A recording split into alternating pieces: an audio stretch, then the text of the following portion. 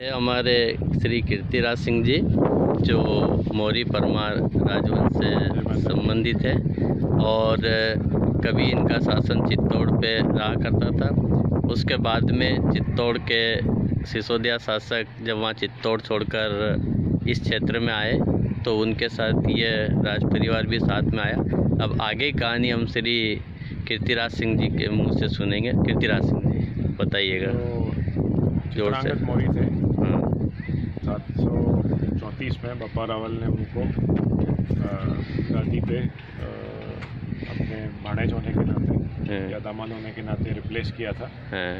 और फिर तब से मौर्य परिवार जो चित्तौड़गढ़, मोरवान और आसपास के इलाकों में रहते थे वो लोग आगे जाकर गुजरात के इलाकों में, मालवा के इलाकों में जाके हमारा परिवार चित्तौड़ से निकलकर पावागढ़ के आसपास के अंदर आया था।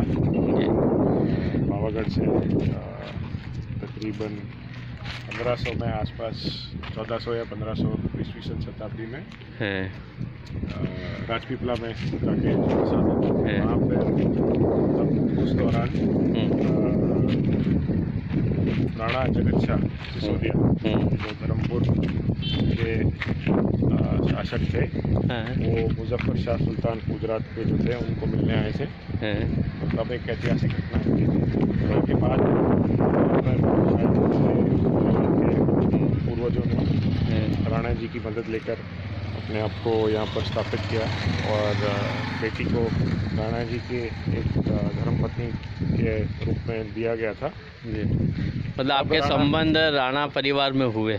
जी, मतलब बेटी दी, हमारी परमारों की बेटी दी गई थी।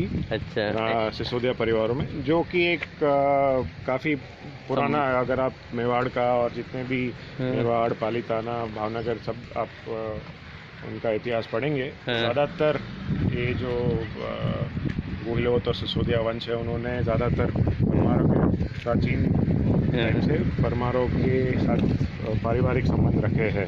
अच्छा, कभी अपने उधर से भी बेटी आई परमारों में? जी जी, बिल्कुल बिल्कुल। हमारे वहाँ अभी भी हमारे काफ़ी सारे बड़े मम्मा हैं। गुजरात से है वो, एक बड़े मम्मा गोहिल लाठी के हैं। एक हमारे बड़े मम्मा है जो सरवाणिया है, यूपी में, वहाँ से है। आपके कितने गांव की यहाँ जागीर दी गई थी के साथ में? 1590 में जब आसपास हमारा यहाँ पर आगमन हुआ था तो तब धर्मपुर जो तब एक्चुअली वो प्रांत रामनगर के नाम से जाना जाता था। पुराना प्राचीन नाम 1262 में इसका नाम था प्रांत रामनगर। 8 परगना थे, उसमें से एक परगना था नगर हवेली। अच्छा। 1590 के आसपास में हमें यहाँ पर बुलाया गया। यहाँ पर हम नरोली गांव में आके बसे जी। और एक परिवार दूसरे इलाके में, मुक्तसर के इलाके में भी जा बसा था। तो यहाँ पर तो हमें 72 गांव का इलाका जो है वो अपने सूबे में दिया गया था। अच्छा, 72 गांव का? 72 विलेज। परगना पूरा नगर हवेली, उसका संचालन नरोली से होता था। अच्छा। और कितने एकड़ ज़मीन थी उस समय? ये तब जो भी अवेलेबल इंफॉर्मेशन है उससे ये पता चलता है कि महाराणा साहब ने 999 एकड़ कर मुक्त फ्री ज़मीनें हमें दी थी कि हमारा जो पालन पोषण हो, परिवार का अच्छी सोशल स्टेटस हो, अच्छी इकोनॉमिक स्टेटस हो, तो उसका ऊपर जो भी उपज होती थी उसके ऊपर हमें कोई कर चुकाना नहीं पड़ता, टैक्स नहीं देना पड़ता। एक तरह से आपके स्वतंत्र सत्ता थी ये वाली जी। और उनके बदले में हमें पूरे प्रदेश का शासन चलाना था जी, कर वसूलना था, सिक्योरिटी और डिफेंस में जो भी चीज़ें रिक्वायर्ड थी, घोड़ा, तलवार, सबके साथ महाराणा साहब को सपोर्ट देना था।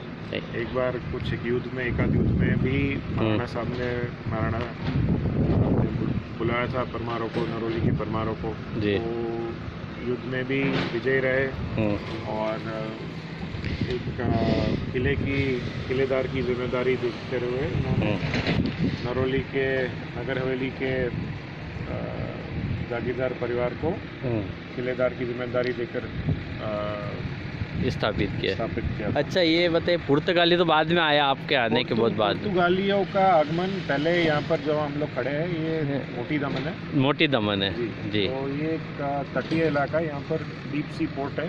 हाँ। ये दमनगंगा नदी यहाँ पर निकलती है, मुख उसका काफ़ी गहरा है, तो यहाँ पर इनकी ships right up to the bay आ सकती थी डॉकिंग के लिए। तो यहाँ पर नौका लगती थी। फिर ये लोग ट्रेड में मानते थे। तब ये तटीय इलाके का जो भी कर था प्रांत रामनगर में वसूला जाता था तब। ये अच्छा। मिडिल ऑफ 15th सेंचुरी की बात है। फिर पुर्तगालियों का वर्चस्व बढ़ने लगा, तो उन्होंने धीरे धीरे करके 1 गांव 2 गांव 3 गांव से करके काफ़ी सारा इलाका अपने कब्जे में कर लिया। पुर्तगालियों की और प्रांत रामनगर की काफ़ी बार लड़ाइयाँ भी हुई जी। फिर आखिर में जाके जब मुगलों का आगे चलन चला तब इन्होंने धर्मपुर के साथ मिलकर भी, प्रांत रामनगर के महाराणा के साथ मिलकर भी ये इलाके को डिफेंड किया था। अच्छा। और इन दोनों के बीच में एक अनईजी एक अलायंस बन गया था कि दोनों को एक दूसरे की ज़रूरत थी। फिर पुर्तगालियों ने ज़्यादा इनको परेशान नहीं किया। दोनों अपनी जगह पे बैठे। लेकिन पुर्तगाली इतिहास में प्रांत रामनगर का इतना वर्णन नहीं है। हालांकि एक इटालियन म्यूजियम में एक नक्शा पाया गया है जिसमें रामनगर का वर्णन 16th सेंचुरी का एक मैप अभी भी है जी, कि हिंदुस्तान के जितने भी वेस्टर्न इंडिया के राज्य थे जी वहाँ पे तो पाए गए हैं। अच्छा, बहुत बहुत धन्यवाद। ये थे हमारे कीर्तिराज सिंह जी। और ये जो क्षेत्र हम देख रहे हैं ये मोटी दमन के नाम से फेमस है। और यहाँ पे दमन गंगा नाम की जो नदी है, इस क्षेत्र की प्रमुख नदी है, वो आके यहाँ पे समुद्र में मिलती है। और ये पूरा पुर्तगालियों का एक किला है सामने जो आपको दिखाई दे रहा है। धन्यवाद।